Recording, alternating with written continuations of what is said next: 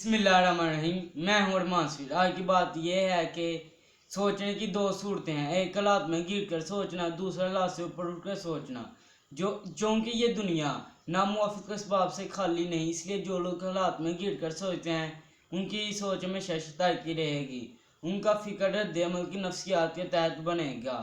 وہ اپنی قوتوں کو بڑھ کار لانے کی بجائے بے فائدہ دوسروں کے خلاف احتجاج کرتے رہیں گے اور خود سمجھیں گے وہ کہ کام کر رہے ہیں.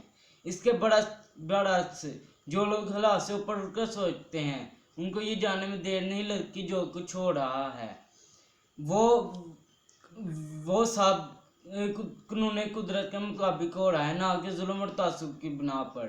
یہ مطالعہ جو میں نے آپ کے ساتھ شیئر کیا مولانا وحید الدین خان کی کتاب حل یہاں ایسے لیا گیا ہے.